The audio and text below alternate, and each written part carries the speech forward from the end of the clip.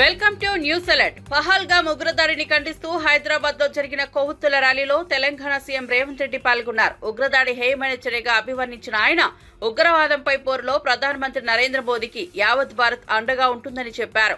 పీఓకేను భారత్ లో కలిపారని, పాక్ పై కఠిన చర్యలు తీసుకోవాలని పిలుపునిచ్చారు. రాజకీయాలకు అతీతంగా 140 కోట్ల మంది భారతీయులు ఉగ్రవాదంపై పోరాటం చేయాలంటూ రాష్ట్ర ప్రభుత్వం అధికారికంగా ఈ సంఘటనను తీవ్రంగా ఖండిస్తోందని స్పష్టం చేశారు. मैं इस मौके पे इस देश प्रधानमंत्री नरेंद्र मोदी जी से एक ही गुजारिश है, ये ऐसे मौके पे जो आतंकवादी अपने देशवासियों के ऊपर हमला किए, ऐसे हमला को हम सब इकट्ठा होकर 140 करोड़ लोग हम सब मिलके मुंह तोड़ जवाब देने का वक्त आए. इसीलिए आप तेलंगाना राज्य से 4 करोड़ जनता और दुनिया सबसे कम 100 देशों का उनके प्रतिनिधि यहाँ पर हाजिर होकर अपने साथ जोड़ के आतंकवादियों के खिलाफ लड़ने के लिए हमको मदद दिए. हम लोग सब मिलके इस देश प्रधानमंत्री को हम मदद देंगे. प्रधानमंत्री जी मोदी जी 1967 चीन ने अपने देश के ऊपर हमला किए तो इंदिरा जी ने मुंह तोड़ जवाब दिए. उसके बाद पाकिस्तान 1971 में इस देश के ऊपर हमला किए तो इंदिरा जी ने पाकिस्तान को मुंह तोड़ जवाब देकर एक धक्का में 2 टुकड़े किए पाकिस्तान को, एक बांग्लादेश दूसरा पाकिस्तान. उस वक्त अटल बिहारी वाजपेयी जी ने ये कहा, इंदिरा जी को दुर्गा माता ने कहा, आप दुर्गा माता के भक्त हो, हमें पता है, दुर्गा माता को याद करो. अभी पाकिस्तान के ऊपर जो हमला करना है, जो भी करना है आप आगे करो. आज पाकिस्तान के खिलाफ कदम उठाना है, समझौता का समय नहीं है, मुंह तोड़ जवाब देना है. इसीलिए आप आगे बढ़ो, हम लोग आपके साथ में रहेंगे.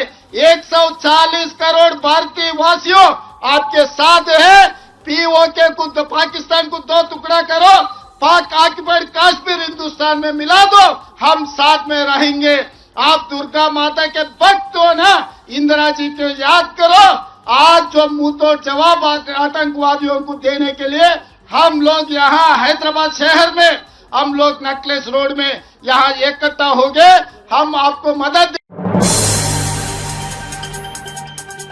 లష్కరే ఉగ్రవాదులు షాహిద్ అహ్మద్, అషాన్ షేక్ల ఇళ్లను భారత్ ఆర్మీ ధ్వంసం చేసింది. జమ్మూ కాశ్మీర్లో ఉగ్రదాడులపై కొనసాగుతున్న గట్టి ప్రతిస్పందనలో భాగంగా ఈ చర్య తీసుకున్నారు.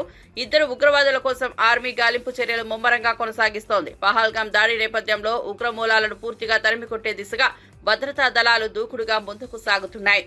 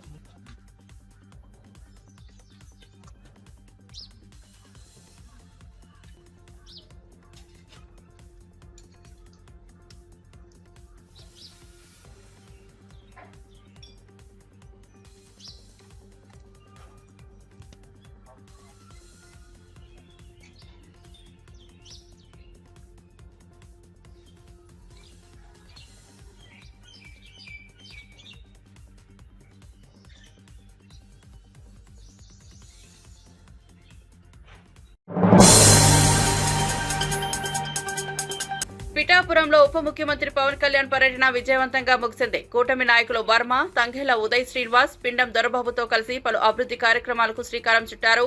9 నెలల వ్యవధిలో 100 కోట్ల రూపాయలకు పైగా నిధులతో అభివృద్ధి పనులను చేపట్టామని పవన్ కళ్యాణ్ తెలిపారు. నియోజకవర్గ అభివృద్ధి లక్ష్యమని చెప్పారు.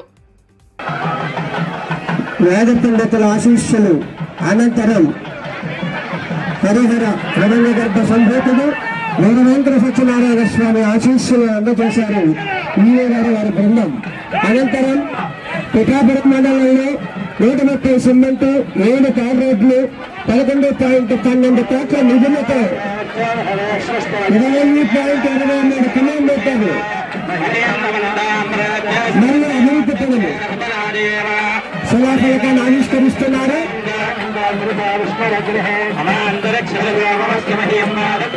అనంతరం కొత్తపల్లి మండలం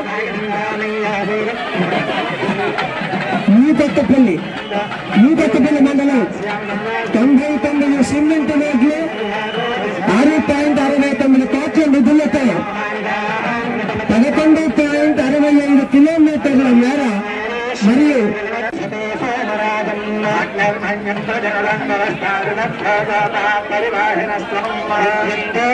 కొత్తపల్లి మండలం 99 సిమెంట్ రోడ్లు 6.69 కోట్ల నిధులతో 11.65 కిలోమీటర్ల మేర రహదారులు మరియు ఇతర అభివృద్ధి పనులకు శిలాఫలకాన్ని ఆవిష్కరించారు గౌరవ ఉప ముఖ్యమంత్రి గారు.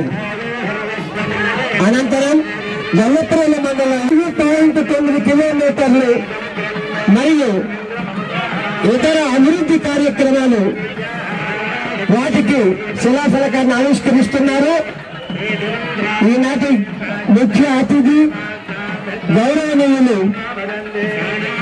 ఆంధ్రప్రదేశ్ రాష్ట్ర ఉప ముఖ్యమంత్రి వర్యులు Shri కొనగల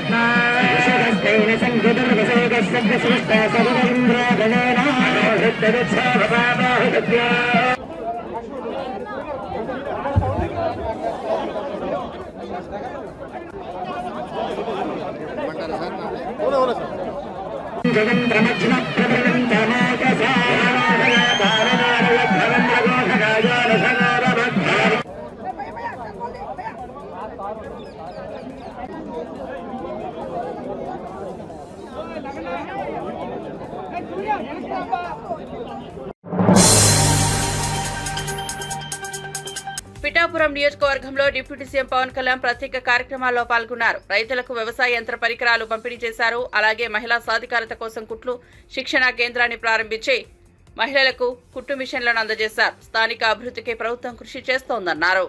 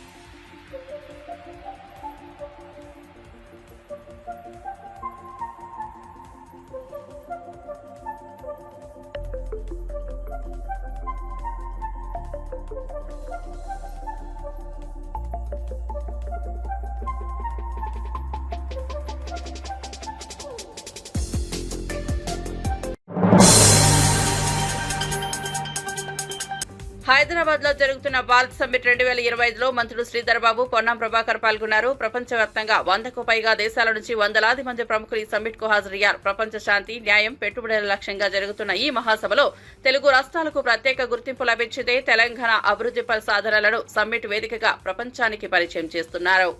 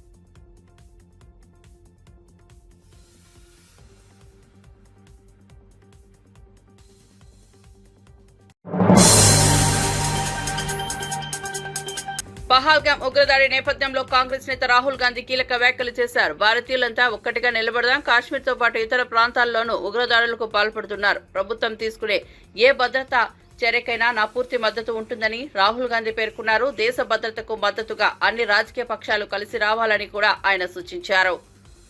Terrible tragedy, and I came here to get a sense of what is going on and to help.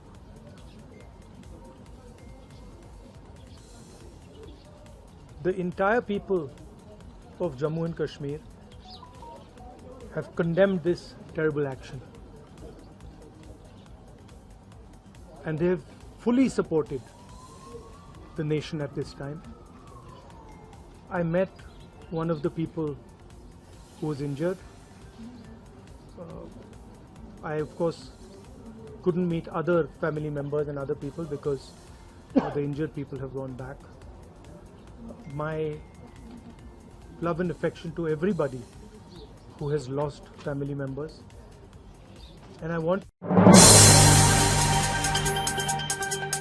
Adinarayana Reddy శక్తికి మించి ఆలోచిస్తున్నారని, కూటమి ప్రభుత్వంలో అన్ని తన చేతిలో ఉన్నట్లు భావిస్తున్నారని ఎమ్మెల్సీ రామసుబ్బారెడ్డి ధ్వజమెత్తారు. ఎమ్మెల్యేగా మంత్రిగా ఉన్న ఆదినారాయణ రెడ్డికి వైఎస్ కుటుంబం ఇచ్చిన భిక్ష వల్లే ఆయన ఎదిగారని చెప్పారు. టీడీపీ కోసం దొంగదారిలో మంత్రి పదవి సాధించి ఇప్పుడు జగన్మోహన్ రెడ్డిని రాజకీయాల నుంచి తొలగించాలని మాట్లాడడం హాస్యాస్పదంగా ఉందని విమర్శించారు. ప్రజలు ఆదినారాయణ రెడ్డికి రాజకీయ సమాధి కడతారని, ఈ ఎన్నికలే ఆయనకు చివరిగా మిగిలిపోతాయని స్పష్టం చేశారు. ఆయన చేతుల్లో ఏదో ఉన్నట్టు, ఆయన ఏదో గొప్ప మహానాయకుడు అయినట్టు. ఈరోజు జగన్మోహన్ రెడ్డి గారి భిక్షతో ఆ రోజు వైఎస్ఆర్సీపీ పార్టీ సింబల్ మీద గెలిచి తెలుగుదేశం పార్టీలోకి పోయి మంత్రి దొడ్డిదారిన పోయి ఏమాత్రం కూడా రాజకీయ విలువలు పాటించకుండా కేవలం స్వార్థంతో అక్రమార్జనతో ఆ రోజు తెలుగుదేశం పార్టీలో చేరి మంత్రి పదవి పొందినాడు. ఆయన ఎమ్మెల్యే కాగలిగిన మంత్రి అయినా వైఎస్ కుటుంబం పెట్టిన భిక్ష ఆయన. మళ్ళీ మంత్రి కూడా అయినా అంటే దొడ్డిదారిన ఆయన జగన్మోహన్ రెడ్డి పెట్టిన భిక్ష వల్ల దొడ్డిదారిన పోయి ఆ రోజు మంత్రి అయినాడు. మంత్రి అయ్యేదానికి కారణం కూడా ఆ రోజు జగన్మోహన్ రెడ్డి పుణ్యమే. నీవు నీ స్థాయిని మర్చిపోయి జగన్మోహన్ రెడ్డిని వైఎస్ఆర్సీపీ పార్టీని రాజకీయంగా 30 సంవత్సరాలు లేకుండా చేస్తామని చెప్పేటువంటి వ్యక్తివి నీ స్థాయి మర్చిపోతా ఉన్నావు. నీ రాజకీయ ఈరోజు నువ్వు రాజకీయంగా ఈ స్థాయిలో ఉన్నావంటే వైఎస్ కుటుంబం జగన్మోహన్ రెడ్డి గారి పెట్టిన భిక్ష అని మర్చిపోతున్నావు. నువ్వు నీ స్థాయి ఎక్కడ? నువ్వు జగన్మోహన్ రెడ్డి గారిని రాజకీయాల్లో లేకుండా చేస్తామని చెప్పి ఏదో చంద్రబాబు నాయుడు గారి మెప్పు కోసం, నీ అక్రమ సంపాదనల కోసం నువ్వు చేసే దౌర్జన్యాలు కప్పిపుచ్చుకునే దానికి వైఎస్ఆర్సీపీ పార్టీని బూచిగా చూపించి ఇంక నేను జగన్మోహన్ రెడ్డినే రాజకీయాల నుంచి శాశ్వతంగా లేకుండా చేస్తానని చెప్తే ఏదో అమాయకంగా చంద్రబాబు నాయుడు నమ్మి నిన్ను మోస్తాడు అనుకుంటున్నారు. మీరు ఒక అనకొండల్లాగా తయారైపోయి ఈరోజు ఎక్కడ చూసినా ఏ కార్యక్రమాలు నియోజకవర్గంలో నియంతలాగా ఏ పని చేసినా, ఏ కాంట్రాక్టర్ ఏ కంపెనీ వచ్చినా కమిషన్ నాకు కడితేనే ఇక్కడ ఏం పని చేయని వీలు లేదనే విధంగా మీరు ప్రవర్తిస్తున్న తీరు ఈరోజు ఇప్పటికే జనాలంతా కూడా విసిగిపోయారు. మీరు చేస్తున్నటువంటి అక్రమ సంపాదన కోసం, మీ స్వార్థం కోసం మీరు చేస్తున్న కార్యకలాపాలు చూసి జనాలు దమ్మలవాడి నియోజకవర్గంలో ఇప్పుడే విసిగిపోయారు. ఎందుకు మళ్ళా ఇలాంటి వాళ్ళకి అవకాశం ఇచ్చామా? ఇంత దుర్మార్గంగా వాళ్ళ అక్రమ సంపాదన కోసం మీరు చూసినారు. కలవటాల పాంపాయపల్లిలో ఒక సోలార్ ప్లాంట్ వచ్చింది. మిషనరీలు కానీ అన్ని వీళ్ళ కుటుంబ సభ్యులే చేస్తా ఉన్నారు. రైతుల యొక్క పంట పొలాల్లో పట్టా భూముల్లో కూడా దౌర్జన్యంగా సోలార్ కంపెనీ వచ్చి పనులు చేస్తా ఉంది. ఈరోజు డీకేటీ భూములు ఇచ్చే దౌర్జన్యంగా ఏ పర్మిషన్ లేకుండా పోయి దౌర్జన్యంగా వీళ్ళ అండతో అక్కడ రైతులకు అన్యాయం చేస్తా ఉన్నారు. అదేవిధంగా గవర్నమెంట్ భూమి ఉంది. గవర్నమెంట్ ల్యాండ్ లో కొంతమంది భూమి లేని రైతులందరూ కూడా వ్యవసాయం కోసము ఎకరాకు 2 లక్షలు 3 లక్షలు వాళ్ళ శక్తి కొద్ది ఖర్చు పెట్టి భారత సమ్మిట్ ఉద్దేశం అందరికీ న్యాయం చేకూర్చడమే అని గౌరవ ఉప ముఖ్యమంత్రి బట్టి విక్రమార్క తెలిపారు. హైదరాబాద్ లో జరుగుతున్న భారత్ సమ్మిట్ లో ఆయన మాట్లాడుతూ సమాజంలోని అన్ని వర్గాలకు సమాన హక్కుల అవకాశాలు కల్పించేందుకు ఈ సమ్మిట్ వేదిక అవుతుందని చెప్పారు. ప్రపంచవ్యాప్తంగా నిపుణులు ప్రముఖులు పాల్గొనడంతో తెలంగాణ ప్రతిష్ట మరింత పెరుగుతుందని వివరించారు. సమాజ పురోగతికి సమతుల్య అభివృద్ధి, న్యాయమే మార్గదర్శకంగా భారత్ ముందుకు సాగుతోందన్నారు. శ్రీ మల్లికార్జున్ ఖర్గే గారు అఖిల భారత కాంగ్రెస్ కమిటీ అధ్యక్షులు, అట్లాగే లోక్సభలో ప్రతిపక్ష నాయకులు శ్రీ రాహుల్ గాంధీ గారు ఆనాటి నెహ్రూ గారి స్ఫూర్తితో మరొకసారి ప్రపంచానికి ఎప్పుడు సమస్యలు ఉత్పన్నమైన కాంగ్రెస్ పార్టీ అతిపెద్ద రాజకీయ పార్టీగా, అతిపెద్ద ప్రజాస్వామ్య దేశంలో ఉన్న రాజకీయ పార్టీగా ఈ ప్రపంచానికి దిశా నిర్దేశం చేసేటువంటి కార్యక్రమానికి నాంది పలికి ఈ భారత్ సమ్మిట్ ని కాంగ్రెస్ ప్రభుత్వం, తెలంగాణ రాష్ట్ర ప్రభుత్వం కాంగ్రెస్ మూల సిద్ధాంతాలని ఆలోచన బేస్ గా చేసుకుని ఈ భారత్ సమ్మిట్ ని ఏర్పాటు చేయడం జరిగింది. సో ఈ రోజు పెద్ద ఎత్తున ఈ భారత్ సమ్మిట్ కి ప్రపంచవ్యాప్తంగా ప్రగతిశీల భావాలు కలిగినటువంటి వాళ్ళు, శాంతి కాముకులు, గ్లోబల్ జస్టిస్ జరగాలని కోరుకున్నటువంటి వాళ్ళు, అసమానతలు లేనటువంటి సమాజాన్ని నిర్మించాలనుకున్నటువంటి వాళ్ళు పెద్ద ఎత్తున ఈ భారత్ సమ్మిట్ లో పాల్గొనడానికి ఇక్కడ వచ్చారు. అనేక దేశాలు ఇందులో పాల్గొన్నటువంటి వాళ్ళందరూ కూడా ఈ రోజు పెద్ద ఎత్తున 8 ప్యానెల్స్ గా ఈ రోజు ఉదయం నుంచి సాయంత్రం వరకు క్లోజ్డ్ డోర్స్ డిస్కషన్ జరిగాయి. వాటిలో multilateralism, youth empowerment and gender empowerment, climate justice, social justice, peace and Telangana rising అన్ని అంశాలతో చర్చలు అనేక రకాలుగా జరుగుతూనే ఈ తెలంగాణ రాష్ట్రం యొక్క ఉన్నటువంటి పరిస్థితులు, చేస్తున్నటువంటి అభివృద్ధి, ఈ దేశంలో తెలంగాణ రాష్ట్రం ఏ రకంగా ఇటు సామాజిక న్యాయంతో పాటు అభివృద్ధిని రెండింటినీ మేళవించి కాంగ్రెస్ పార్టీ మూల సిద్ధాంతాలను ఎట్లా తీసుకుపోతుందో కూడా డెలిగేట్స్ అందరికీ వివరించడం జరిగింది. ఈ వివరణలో పాల్గొన్నటువంటి అనేక మంది పారిశ్రామికవేత్తలు, దేశాధినేతలు అందరూ కూడా తెలంగాణ తీసుకున్నటువంటి భారత్ సమ్మిట్, అలాగే తెలంగాణ రాష్ట్ర ప్రభుత్వం తీసుకున్నటువంటి సంక్షేమ అభివృద్ధి కార్యక్రమాల పట్ల వారు సంతోషాన్ని వ్యక్తపరచడమే కాకుండా ఈరోజు గ్లోబల్ జస్టిస్ కోసం రాహుల్ గాంధీ గారు తీసుకున్నటువంటి న్యాయ అనేటువంటి సిద్ధాంతం పైన గ్లోబల్ జస్టిస్ కోసం తెలంగాణ ప్రభుత్వం చేసినటువంటి ఈ ప్రక్రియని ఇందులో పాల్గొన్నటువంటి డెలిగేట్స్ అందరూ కూడా మనస్ఫూర్తిగా అభినందించడమే కాకుండా బీఆర్ఎస్ నేత కేటీఆర్ పై మహిళా నాయకురాలు ఇందిరా శోభన్ తీవ్ర స్థాయిలో విరుచుకుపడ్డారు. ఇప్పటికే అబద్దాలు చెప్పుకుని ప్రజలను మభ్యపెట్టే ప్రయత్నం చేస్తున్నారని విమర్శించారు. ప్రజలెప్పుడో బీఆర్ఎస్ కు గుణపాఠం చెప్పారు, కానీ ఇంకా కేటీఆర్ మాయమాటలతో పాపం గడుపుతున్నారని మండిపడ్డారు. తెలంగాణలో కాంగ్రెస్ ప్రభుత్వమే అభివృద్ధి సంక్షేమం తెచ్చిందని స్పష్టం చేశారు. కేటీఆర్ అసత్య ప్రచారాలకు ప్రజలు ఇక మోసపోరని, తక్షణమే ప్రజల బాగోగులు, హక్కుల కోసం నిజాయితీగా పనిచేయాలని సూచించారు. నిన్న కేటీఆర్ గారు ప్రెస్ మీట్ పెట్టి గాంధీ కలలు కన్నటువంటి గ్రామ స్వరాజ్యాన్ని మా నాయన కేసీఆర్ చేసిండు, ఇవాళ కాంగ్రెస్ హయాంలో గ్రామాలు పూర్తిగా కన్నీళ్లు పెడుతున్నాయని చెప్పి మాట్లాడడం జరిగింది. నిజమే, ఆనాడు కాంగ్రెస్ పార్టీ పల్లెల్లో ఉన్నటువంటి పేద కుటుంబాలకు ఇల్లు కట్టించింది, వాళ్ళకి భూములు ఇచ్చింది, వ్యవసాయం చేసుకోమని చెప్పింది, వాళ్ళకి కావలసిన బోర్లు వేపించింది, వాళ్ళకి కావలసినటువంటి ఆహార పథకానికి సంబంధించినటువంటి రేషన్ కార్డులు ఇచ్చింది, వాళ్ళకి కావలసినటువంటి గుడిని, బడిని అన్ని కూడా వాళ్ళకి అందుబాటులో చేసింది. కరెక్ట్. కానీ మరి మీ నాయన ఏం చేసిండు? కాంగ్రెస్ వాళ్ళు ఇచ్చినటువంటి పేదలకు ఇచ్చిన భూములను కూడా లాక్కొని ఇవాళ మీరు బడాబాబులకు కట్టబెట్టిరన్న సంగతి మర్చిపోతే ఎట్లా కేటీఆర్ గారు?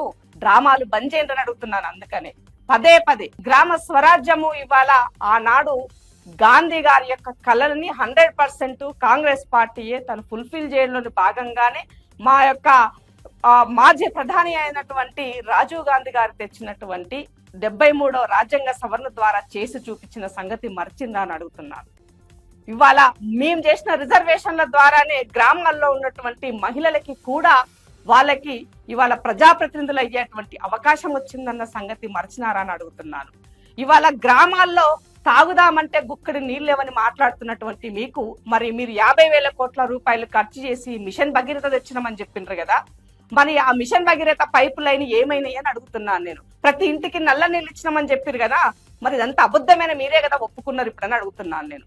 అట్లాగే ఆనాడు ఉమ్మడి ఆంధ్రప్రదేశ్ లో ప్రతి ఊర్లో కూడా పైప్ లైన్లు వేసి నల్ల నీళ్ళు ఇస్తే ఆ పైప్ లైన్ లోకి మీరు పూర్తిగా వాటిని డమ్మీ చేసి మీ కమిషన్ల కోసము, మీ యొక్క మిషన్ భగీరథ పైప్ లైన్ల కమిషన్ల కోసము కొత్త పైప్ లైన్లు వేసి 50,000 కోట్ల రూపాయలు తెలంగాణ రాష్ట్ర ప్రజల పైన గుదిబండగా చేసిన ఈ సందర్భంగా మరోసారి గుర్తు.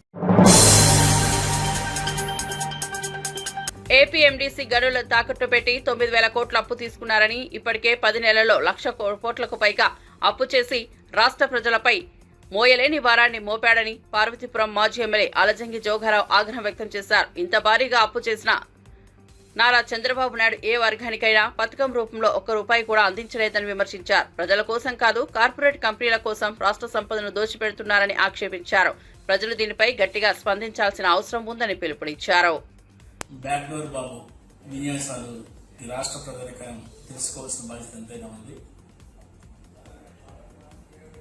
నిన్నటి వరకు గత 11 నెలలుగా 1,00,000 కోట్ల రూపాయలు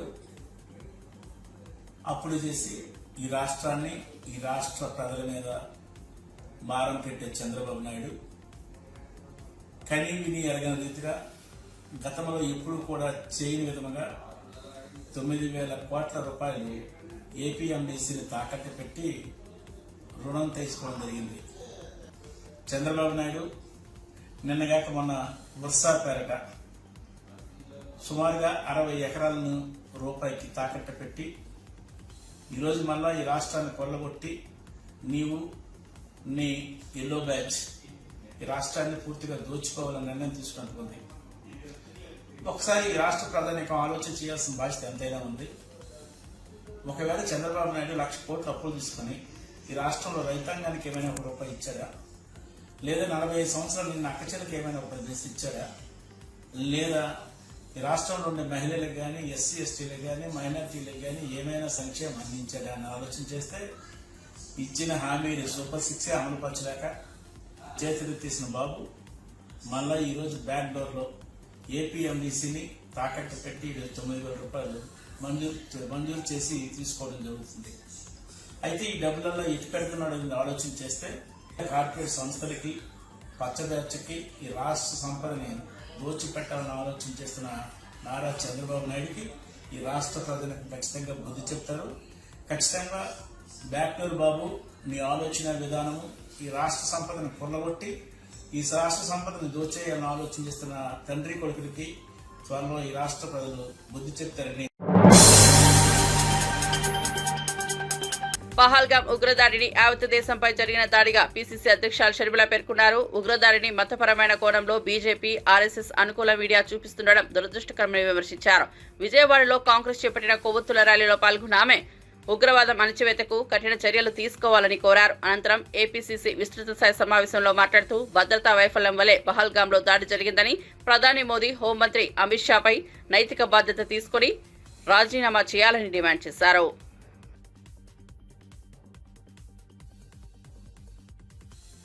చనిపోయిన వారిలో చాలా మటుకు హిందువులు ఉన్నా కూడా ఒక ముస్లిం కూడా ఉన్నాడు. ఆ చనిపోతున్న హిందువులను కాపాడే క్రమంలో ఆ ముస్లిం ని కాల్చడం జరిగింది. ఇది ఒక మతం మీద జరిగిన దాడి కాదు, భారతదేశం మీద జరిగిన దాడి. కానీ బీజేపీకి సంబంధించిన మీడియా అయినా, సోషల్ మీడియా అయినా ఇది ఒక మతం మీద జరిగిన దాడిలాగా సృష్టిస్తుంది. ఇది చాలా దురదృష్టకరం. ఉగ్రవాదం మీద పోరు జరగాల్సిందే. భారతదేశం ఉగ్రవాదం తొక్కడానికి ఎంత స్ట్రిక్ట్ గా అనుసరించాలనో అంత స్ట్రిక్ట్ గా చేయాల్సిన అవసరం ఉంది. ఇది మళ్లీ జరగడానికి వీల్లేదు. కాంగ్రెస్ ఎమ్మెల్యే వైఎస్ షర్మిలపై బీజేపీ రాష్ట్ర అధికార ప్రతినిధి సాదినేని యామిని శర్మ తీవ్రంగా మండిపడ్డారు. షర్మిలను అదుపులో పెట్టుకోవాలని సూచించారు. కాంగ్రెస్ హయాంలో జరిగిన ఉగ్రదాడుల గురించి బీజేపీ పాలనలో దేశం ఎంత సురక్షితంగా ఉందో తేల్చుకుందామని ఛాలెంజ్ విసిరారు. దమ్ముంటే మాతో డిబేట్కు రావాలని సవాల్ చేశారు.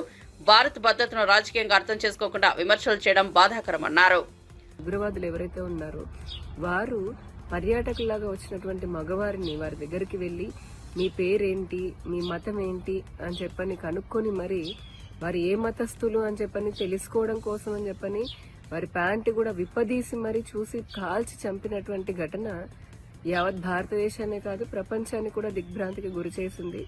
ఒక పక్క ప్రపంచ దేశాలన్నీ కూడా ఈ సంఘటన పైన స్పందిస్తూ దీన్ని ఖండిస్తూ బాధిత కుటుంబాలకి సానుభూతిని వ్యక్తపరుస్తూ ఉంటే, కాంగ్రెస్ మటుకు తన సంకుచిత స్వభావాన్ని అలాగే కుట్రన్ని కుతంత్రాలని ఈ సంఘటనను ఆధారంగా చేసుకుని మత రాజకీయాలకి తెరచేయాలని చెప్పని అనేక పన్నాగాలు పన్నుతూ ఇటు భారత ప్రధాని నరేంద్ర మోదీ గారి పైన అలాగే జాతీయ భద్రతా దళాల పైన విపరీతమైనటువంటి నిందలు వేయడాన్ని తీవ్రంగా ఖండిస్తూ ఉన్నాము. ఎందుకంటే గడిచిన 10 సంవత్సరాల్లో మనందరికీ తెలిసిందే, భారతదేశం లోపల ఎక్కడా కూడా ఒక్క ఉగ్రదాడి కూడా జరగలేదు. అలాగే ఎన్నో ఉగ్రదాడులు జరపాలి అని చెప్పని కుట్రలు పన్నినటువంటి కుట్రలని ముందుగానే భద్రతా దళాలు తెలుసుకుని వాటిని విచ్ఛిన్నం చేయడం కూడా జరిగింది, ఆపడం జరిగింది. నరేంద్ర మోదీ గారు దేశ ప్రజల ప్రాణాల కోసం, ఈ దేశ అభివృద్ధి కోసం అహర్నిశలు కూడా 365 రోజులు 24/7 అన్నట్టుగా ఆయన కష్టపడుతున్నారు. మన జాతీయ భద్రతా బలగాల గురించి, అలాగే మన దేశం ప్రజల రక్షణ కోసం అని చెప్పని ఖర్చు పెడుతున్నటువంటి నిధుల గురించి కానీ, తీసుకుంటున్నటువంటి సంస్కరణల గురించి కానీ ప్రపంచ దేశాలన్నీ కూడా కొనియాడుతూ ఉన్నాయి. షర్మిల ఆంధ్రప్రదేశ్ రాష్ట్ర కాంగ్రెస్ అధ్యక్షురాలు దిగజారుడు మాటలు మాట్లాడుతోంది జాతీయ భద్రతా బలగాల విషయంలో, నరేంద్ర మోదీ గారి విషయంలో. ఏమ్మా, అసలు నీకు కొంచెమైనా సిగ్గుందా? నిజంగానే ఏమాత్రము నైతికత లేకుండా ఈ విధంగా మాట్లాడడం అనేది ప్రజలు అసహించుకుంటున్నారు. ఎందుకంటే 10 సంవత్సరాల్లో ఎటువంటి దాడులు జరగలేదు అని దేశ ప్రజలందరికీ తెలుసు. అలాగే కాంగ్రెస్ పాలించినటువంటి దాదాపు 65 సంవత్సరాల పాలనలో వందలాది ఉగ్రదాడులు జరిగాయి. అంతెందుకు అటు కేంద్రంలో కాంగ్రెస్, ఇటు రాష్ట్రాల్లో కాంగ్రెస్ ఉన్నప్పుడు కూడా హైదరాబాద్ లోని గోకుల్ చాట్ కానీ, లేదా లుంబిని పార్క్ లో కానీ, ముంబై పేలుళ్లు కానీ, ఎప్పుడు ఏ రైల్వే స్టేషన్ లో, ఏ బస్ స్టాండ్ లో, ఎక్కడ ఏ బాంబు పేలుతుందో, ఏ ఉగ్రవాది వచ్చి కాల్చి చంపుతాడని భయంగా బతికింది భారతదేశం. నేడు ప్రజలందరూ కూడా సురక్షితంగా ఉన్నారు. జాతీయ భద్రతా ఇంట్లో ఎంతమంది పిల్లలుంటే అందరికీ 15,000 చొప్పున ఇస్తామని హామీ ఇచ్చిన చంద్రబాబు 10 నెలలు గడిచినా ₹1 కూడా ఇవ్వలేదని వైఎస్ఆర్సీపీ అధికార ప్రతినిధి కారుమూరు వెంకటరెడ్డి ఆగ్రహం వ్యక్తం చేశారు. ఏపీలో ప్రస్తుతం 1 నుంచి ఇంటర్ వరకు చదువుతున్న 1.10 కోట్ల మంది విద్యార్థులు ఉన్నారని, వీరికి 15,000 చొప్పున ఇవ్వాలంటే 15,000 కోట్లకు పైగా అవసరమని తెలిపారు. కానీ ఇప్పటి వరకు ప్రభుత్వం చేతిలోనూ విద్యార్థుల అకౌంట్లోనూ ఏ నిధులు చేరలేదని విమర్శించారు. విద్యార్థులను మోసం చేసిన చంద్రబాబు తీరుపై ప్రజలు ప్రశ్నించాల్సిన అవసరం ఉందన్నారు. ఇద్దరుంటే 30,000, ముగ్గురుంటే 45,000, నలుగురుంటే 60,000, ఒకవేళ ఆ ఇంట్లో 5గురుంటే 75,000, అవసరమైతే ఇంకా పిల్లల్ని కనండి, 6గురున్నా పర్లేదు, 7గురున్నా పర్లేదు, ఎంతమంది పిల్లలైనా కనండి, అందరికీ 15,000 రూపాయలు ఇస్తామని చెప్పి ఏదైతే ప్రామిస్ చేశాడో ఆ ప్రామిస్ ని ఈరోజు నెరవేర్చకుండా 2024 జూన్ లో స్కూల్ స్టార్ట్ అయినప్పుడు ఇవ్వాల్సినటువంటి అమ్మఒడి అంటే అదే తల్లికి వందనం ఇవ్వకుండా ఎగ్గొట్టి ఈరోజు ఆంధ్రప్రదేశ్ రాష్ట్రంలో 1,10,00,000 మంది పిల్లల్ని ఈరోజు పిల్లలని మోసం చేశాడు చంద్రబాబు నాయుడు గారని క్లియర్ గా చెప్పాలి.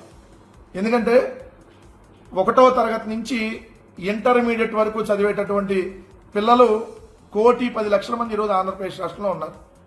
1,10,00,000 మందికి ఇంటూ 15,000 చొప్పున 15,000 కోట్ల రూపాయలు చంద్రబాబు నాయుడు గారు ఇవ్వాలి.